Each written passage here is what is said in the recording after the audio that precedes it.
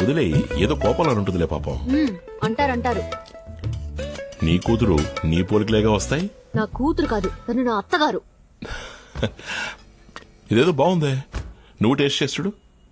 ఇది మీకోసం చేసింది. నేను సూపర్ కేక్ తిన్నాగా, మీరు తినేది మన ఇంటి మేడ మీద కాచింది. ఈ సాలడ్ కి 20,000 రూపాయల. ఏంటండి, నా జుట్టు గురించి ఏం చెప్పలేదు. ఏం చేసావు? మీరు చూడలేదా?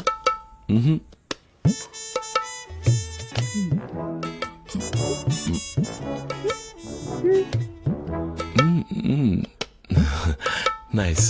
ఊరికే చెప్పండి. లేదు నిజంగానే. వైలెటా? Red gold. ఇప్పుడు లుక్ బాగుంది. మీకు నచ్చకపోతే రిమూవ్ చేయడానికి ఒక రిమూవర్ అక్కడే కొన్నాను. థ్యాంక్స్, మీకు నచ్చింది. రేపు మృదులా స్కూల్లో పేరెంట్స్ డే సెలబ్రేషన్, వెళ్ళి అద్ర కొట్టేస్తాను. అలాగే అలాగే.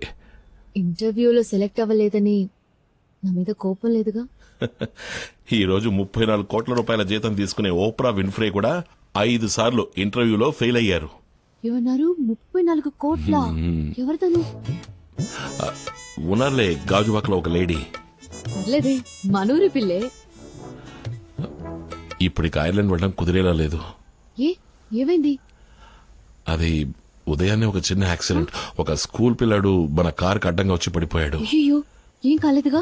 ఏం కాలేదు, టెన్షన్ ఏం లేదు. నేను వెంటనే హాస్పిటల్ అడ్మిట్ చేయించి ట్రీట్మెంట్ ఇప్పించాను. ఇంకేంటి? కేసు ఏదైనా అవుతుందేమోనని భయంగా ఉంది. అది మన వీసా ప్రాసెసింగ్ కి ప్రాబ్లం అవుతుంది. ఇన్నేళ్లు వీసా కోసం పోరాడి అది చేతికందే టైంలో. కేసు అంటే అరెస్టా? వాళ్ళు మిమ్మల్ని అరెస్ట్ చేయరుగా? లేదు, ఇన్సూరెన్స్ ఉంది, అలాంటి ప్రాబ్లం ఏం రాదు. వీసా మ్యాటర్లోనే నాకు కొంచెం టెన్షన్ గా ఉంది. పోనీ నాన్నకి లైసెన్స్ ఉన్నా ఆయనే డ్రైవ్ చేశారు అని ఆయన లైసెన్స్ ఇచ్చేయచ్చు. మనందరం హ్యాపీగా ఉండాలనే కదా నేను ఇన్ని పాటలు పడుతున్నాను. లక్ అనేది చివరి వరకు నాకు జీవితంలో లేనే లేదేమో. నేను నడిపానని చెప్తే ఓకేనా? నా లైసెన్స్ దీనికైనా పనికొస్తుందండి. అది నేను తీసుకున్నానే గానీ దానివల్ల ఏ యూస్ లేదు. మీ సంతోషమే నాకు ముఖ్యం. మీ వీసాకి ప్రాబ్లం రాకుంటే నాకు అదే చాలు. ఓకే, నేను ఒక ఫోన్ చేసుకొస్తాను. హలో మూర్తి, నేను ప్రసాద్ని. మనం మాట్లాడుకున్నట్టుగానే ప్రొసీడ్ అయిపోవచ్చు. వసంతకి ఎటువంటి అబ్జెక్షన్ లేదు, కానీ తనకి ఫర్దర్గా ఏ ప్రాబ్లం రాకూడదు. అలాగే. ఓకే. ఇక్కడేం చేస్తున్నారు? ఎవరి దగ్గర నుంచి phone? Office colleague birthday wishes చెప్పారు. రండి, భోంచేదురు గాని.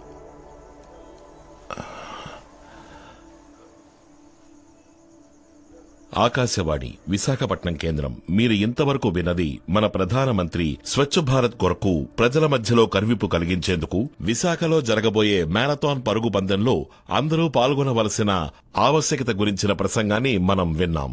ఇక తదుపరి కార్యక్రమం ప్రాంతీయ వార్తలు.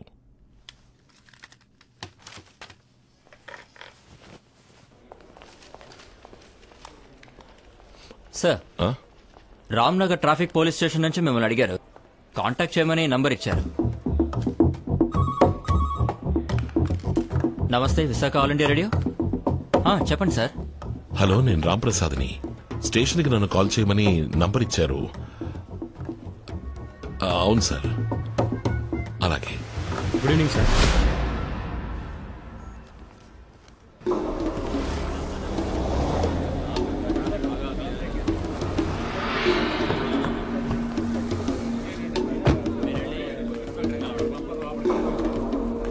జగదాంబ సెంటర్ దగ్గర ట్రాఫిక్ జామ్ అయిందట, వెంటనే క్లియర్ చేయండి. Good morning. సరిగ్గా 4 గంటలకి ప్రెసెంట్ పాసింగ్ ఉంది. రాసావా? స్టీఫెన్ సార్ మీట్ అవ్వాలి. పెట్టాలి. సార్ ఏంటి? నమస్కారం సార్, నా ఏయ్, పేరు త్వరగా రాంప్రసాద్. వెళ్ళవయ్యా, నా మొహం కేసు దిక్కులు చూస్తావేంటి? వెళ్ళు. నేను రాంప్రసాద్ని. ఆ యాక్సిడెంట్ కేసేగా. ఆవిడెవరు? తను నా వైఫ్. ఇదెవరు? నేనే సార్. గుర్తుపెట్టారా? ఈ ఫోటో లైసెన్స్ లంగా ఓణి వేసుకున్నప్పుడు తీసింది. ఎక్స్పైర్ 2 ఏళ్లైంది. యాక్సిడెంట్ అయినప్పుడు సార్ ఎక్కడ ఉన్నారు? నేను కారులోనే ఉన్నాను సార్. ఇంట్లో వంట ఎవరు చేస్తారు? నేనే సార్. హౌస్ వైఫా? లేదు సార్, రెవెన్యూ డిపార్ట్మెంట్ లో వర్క్ చేస్తున్నాను. వర్క్ చేస్తున్నారు, డ్రైవింగ్ చేస్తున్నారు, వంట చేస్తున్నారు. అయితే మరి సార్ ఏం చేస్తున్నారు? సార్ నేను ఆల్ ఇండియా రేడియోలో జాబ్ చేస్తున్నాను సార్. ఇన్స్పెక్టర్ రామ్మూర్తి గారి ఫ్రెండా? ఆ రిపోర్టర్ ఇక్కడ అందరికీ ఫ్రెండే.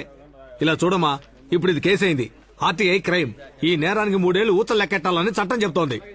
ఇకపై పత్రికలు, టీవీ, కోర్టు అన్ని మీ వెంట పడతాయి. మీరు మీ వంతుకి రేడియోలో ఒకసారి న్యూస్ చదివేయండి. స్టీఫెన్. సార్ నమస్తే సార్. జగదాంబ సెంటర్ లో ట్రాఫిక్ జామ్ అయింది సార్, 2 బళ్ళు నో పార్కింగ్ ప్లేస్ లో ఉన్నాయి సార్. రికవరీ వ్యాన్ వెళ్ళింది సార్. ముందు మీరు అక్కడికి వెళ్ళండి స్టీఫెన్. Yes sir. నాకు తెలియదండి. నీకేం తెలుసని?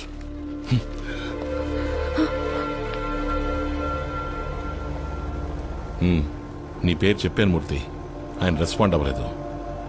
ఇప్పుడు ప్రాబ్లం అది కాదు, నా వైఫ్ లైసెన్స్. అది ఎక్స్పైర్ అయ్యి 2 ఏళ్ళు అవుతోంది. అవును, ప్రాబ్లమే. మనం ఒక లాయర్ ద్వారా మూవ్ చేయడం మంచిదని నాకు అనిపిస్తోంది. బర్త్ డేటా ఎవరికి తెలుసు? మేడం గారి జాతకంలో ఒక డేటు, స్కూల్లో ఒక డేటు, ఇంటర్ సర్టిఫికెట్లో ఇంకొక డేటు. ఆవిడ ఎప్పుడు పుట్టారో ఆవిడకే తెలీదు. ఇప్పుడు హెయిర్ కలరింగ్ చేయించుకుని మళ్ళీ 2nd ఇయర్ చదవబోతోంది.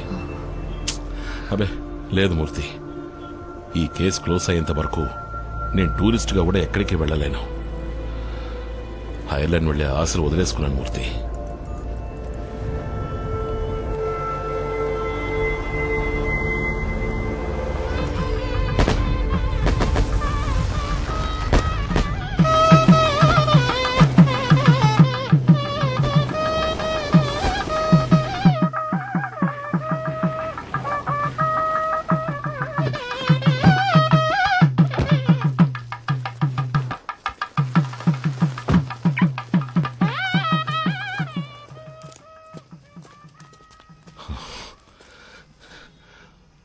ఒంటరిగా ఐర్లాండ్ వెళ్తున్నానని ఎక్స్పైర్ అయిన లైసెన్స్ ఇచ్చి నా మీద పగ సాధిస్తున్నావా?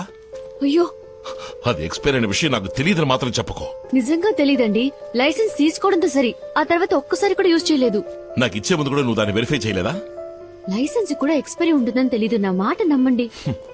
నాకు తెలీదు అనే ఒక్క మాట నేర్చుకుని ఈ లోకంలో సంతోషంగా జీవించే ఏకైక వ్యక్తివి నువ్వే.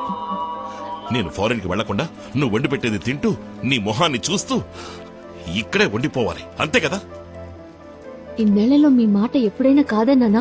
మీకు ఎదురు చెప్పానా? ఐర్లాండ్ కి వెళ్దామని మీరు అన్నప్పుడు వయసైన అత్తయ్య మావల్ని ఒంటరిగా వదిలి వెళ్లడం బాగోదు, మీరు మాత్రం వెళ్ళండని చెప్పింది నేనే కదా. మీరిలా మాట్లాడొచ్చా? మనం హ్యాపీగా బతకాలన్న కోరిక నాకు మాత్రం ఉండదా? తప్పకుండా ఉంటుంది. రాణి కొన్న చీర కంటే నీ చీర కాస్ట్లీగా ఉండాలి. ఆఫీస్ అయిపోయిన తర్వాత గిరిజతో కలిసి పావు బాజీ తినాలి. ఇవన్నీ నువ్వు ఎంజాయ్ చేస్తూ చెప్తుంటే నేను ఇకిలించుకుంటూ ఊ కొట్టాలి. ఇలాంటివి చాలా ఉన్నాయిలే. నేను మీకు నచ్చలేదా? నీ వల్ల నాకు నేనే నచ్చడం లేదు. చక్కని జీవితానికి వేరే అర్థం ఉంది. ఉదయం 7ంటికి అర్జెంట్ గా టిఫిన్ మెక్కి, మధ్యాహ్నం భోజనాన్ని పొద్దున్నే టిఫిన్ బాక్స్ లో కుక్కేసుకుని, రాత్రి కేవలం 4 చపాతీలతో రోజంతా కాలక్షేపం చేసి, వారంలో వచ్చే ఒక్క ఆదివారం కోసం ఎదురు చూస్తూ జీవితంతో అయిష్టంగా బతికేమంటావు. నాకు చక్కటి ఏరియాలో మంచి ఇల్లు ఉండాలి, చక్కటి అట్మాస్ఫియర్ లో పాప పెరగాలి, చుట్టుపక్కల ఉన్న నైబర్స్ బాగుండాలి. అందరి వైఫ్లు ఎలా డ్రెస్ చేసుకోవాలో నేర్పిస్తున్నారు. అనౌన్స్మెంట్ సరిగ్గా లేకపోయినా, మోడరేషన్ బాగా రాకపోయినా ఒకరికొకరు హెల్ప్ చేస్తూ కరెక్ట్ చేసుకుంటున్నారు. ఫ్యూచర్ గురించి డిస్కస్ చేసుకుంటున్నారు. నేను దానికి నోచుకోలేదే. రాజకీయాలు లేవు, స్పోర్ట్స్ లేదు, సాహిత్యం లేదు. టైంకి ఇంటికి వచ్చి చావాలి. లేట్ అయితే 4 మెసేజ్లు, 7 ఫోన్ కాల్స్. దేనికోసం? వంకాయ రేటు పెరిగింది, టమాటాల రేటు తగ్గింది, స్కూల్ ఫీజు కట్టాలి అని డిస్కస్ చేయడం కోసం. నా జీవితం దీనికి అయిపోతుంది. ఇవన్నీ నేను ఇంటికి వచ్చిన 14 ఏళ్ల తర్వాత చెప్తున్నారు. నా సంతోషం కోసం ఇదంతా చేశానా? అత్తయ్యని మామయ్యని బాగా చూసుకోవాలన్న బాధ్యత నాకుంది. నిన్నే వండానో, రేపే వండాలి, ఇవాళ ఏం చేయాలి, ఇవన్నీ నాకు ముఖ్యమే. బడ్జెట్ లో సంసారం చేసే వాళ్ళకి వంకాయల టమాటాల ధర ఇంపార్టెంటే. ఒక్క మిరపకాయ ఎక్కువ పెడితే, కొంచెం ఉప్పు ఎక్కువైతే వాళ్ళు విసిరి కొడతారుగా. అయితే వంట మనిషిని పెట్టాలంటావా? వద్దు, హోటల్ నుంచి ఆర్డర్ చేసుకుందాం. ఇకపై నువ్వు వంట చేయక్కర్లేదు. ఏం మాట్లాడుతున్నారు? నాకు కోరికలున్నాయి, కలలున్నాయి. కలలా? ఏమిటండి తమరి కలలు? కళ్ళు మూసుకుని నిద్రపోతే అందరికీ కలలు వస్తాయి. అవి కావు. ఫ్యూచర్ ని ముందు చూపుతో చూడగలిగే విషన్ కావాలి.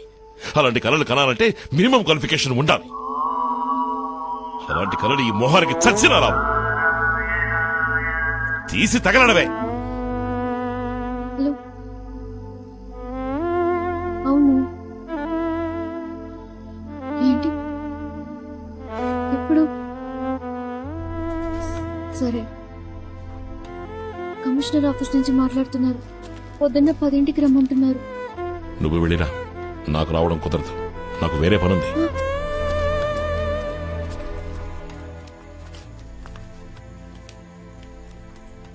అన్నీ సాల్వ్ అయ్యాయి, ఇంకే సమస్య లేదు. అమ్మా హ? మేమంతా తినేశాం. అత్తయ్య తలనొప్పిగా ఉందని పడుకుంది. టేబుల్ మీద చపాతీలు చేసి ఉంచింది, తిని పడుకోండి. అలాగే మావయ్య.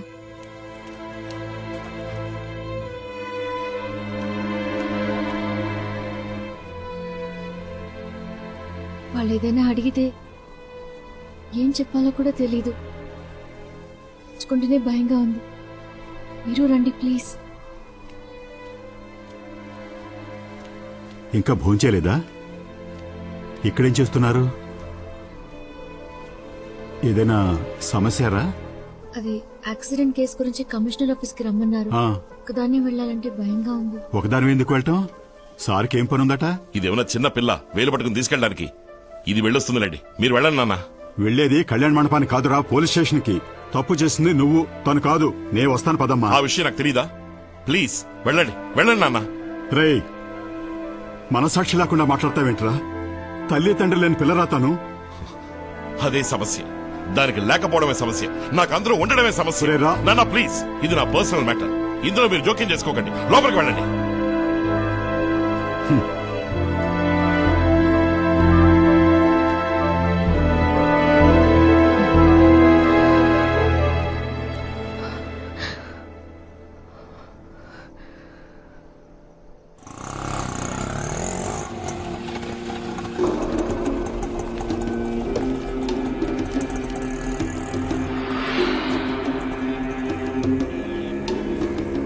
సార్, ఎస్ సార్, సిఐ గారికి ఇన్ఫార్మ్ చేశాను సార్.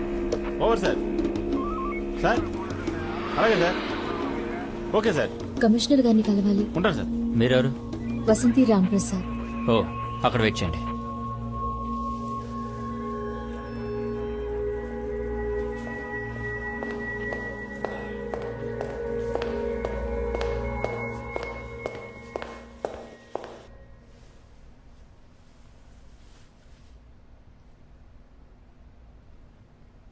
ఎల్లుండి మీ ప్రోగ్రామ్ ఏంటో చెప్తారా?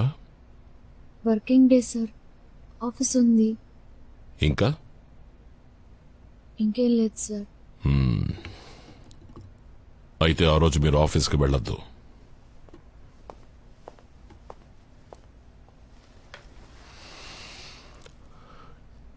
డోంట్ వరీ, లీవ్ పడకుండా మేం చూసుకుంటాం. మృదుల మీ అమ్మాయేనా? అవును సార్. 2 రోజులకు ముందు స్కూల్లో జరిగిన ఫంక్షన్లో ఒక ముఖ్యమైన విఐపిని మీ అమ్మాయి మృదుల ఒక ప్రశ్న అడిగింది. దానికి ఆయన సమాధానం చెప్పడానికి బదులుగా ఈ ప్రశ్న నీకు ఎవరి మూలంగా తెలుసు అని అడిగారు. అందుకు మీ అమ్మాయి మా అమ్మ చెప్పింది అంది. ఆయన మిమ్మల్ని గౌరవించడానికి స్పెషల్ గెస్ట్గా ఇన్వైట్ చేశారు. I'm talking about the honourable president of India.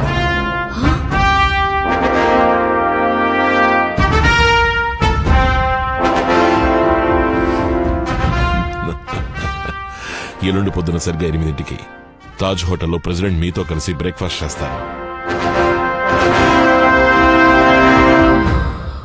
దానికి సంబంధించిన ఇన్విటేషన్ మీకు ప్రాపర్గా వస్తుంది.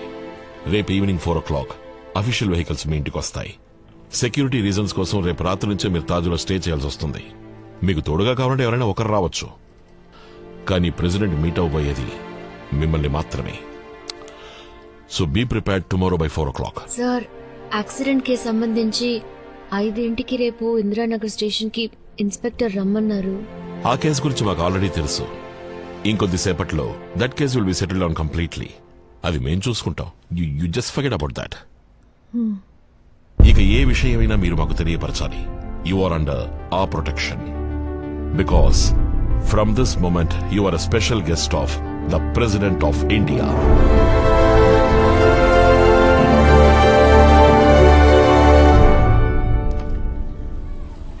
సరిగ్గా విన్నావా పంచాయతీ ప్రెసిడెంట్ ఏమీ కాదు కదా పంచాయతీ బోర్డు ప్రెసిడెంట్ కావాలని కమిషనర్ చెప్తారా తెలివి తక్కువ అయితే ప్రెసిడెంట్ మీరు అడగమనలేదా? తన స్కూల్ కి ప్రెసిడెంట్ వస్తున్న సంగతే నాకు తెలీదు. కాదే నువ్వు మృదులకి ఏదైనా పొడుపు కథ నేర్పించుంటావు అది అలాగే ఆయన అడిగి ఉంటుంది పాపం వణికిపోయి ఉంటారు ఎవరు ఇండియన్ ప్రెసిడెంట్ నిన్ను రేయ్ ఎలాగో ఈ మ్యాటర్ లీక్ అయిపోతుంది టీవీ పత్రికల వాళ్ళతో ఈ వీధి నిండిపోతుంది చూడండి. ఇంటర్వ్యూ అప్పుడు నేను కూడా ఉండొచ్చుగా నువ్వెందుకే 40 ఏళ్లుగా టీవీనే చూస్తున్నానుగా నేను టీవీలో కనిపించేది ఇప్పుడు ముందు అసలు ఇంటర్వ్యూ ఇవ్వకూడదని కమిషనర్ చెప్పారు. ఒకవేళ ఇచ్చాను అనుకోండి, మృదు ఏం అడిగిందో నాకు తెలీదే. అవును స్కూల్ నుంచి వచ్చే టైం అయింది, మృదుల రాని. ఇదే రాష్ట్రపతి భవన్ ఆయన ఉండే చోటు. అబ్బా సొంతిల్లంటారా అద్దిల్లంటారా గవర్నమెంట్ ఇల్లు అద్దె లేదు. అదేలా బావగారు గవర్నమెంట్ క్వార్టర్స్ అన్నాక కాస్తైనా అద్దుండాలి కదా ఆ, ఇదిగో తమరి చేతులతో టీ తాగాలనుంది, లోపలికి వెళ్ళి పెట్టండి. సరే. వెళ్ళండి. నేను స్కూల్ చదివే రోజుల్లో టూర్కి వెళ్ళినప్పుడు రాష్ట్రపతి భవన్ ని దూరం నుంచి చూశాను. లోపలికి వదలలేదు మమ్మల్ని. ఆ రాష్ట్రపతిని నువ్వు మీట్ అవుతున్నావా? అవును నీతో ఎవరు వస్తున్నారు? నేను వెళ్ళను బాబు, ఆయన్ని ఒంటరిగా కూర్చొని టిఫిన్ తినమనండి. ఆ? మీరు వెళ్ళకపోతే బ్లాక్ క్యాట్ కమాండోస్ ను పంపిస్తారు. నిన్ను టీ పెట్టమని లోపలికి పంపించాలా? ఏదోటి వాగుతావు. దేశంలో ఉన్న మొత్తం జనాభాలో 10 మందికేనమ్మా ఈ అవకాశం దక్కుతుంది. ఈ అవకాశాన్ని వదులుకోకమ్మా. కానీ ఆ క్వశ్చన్ అది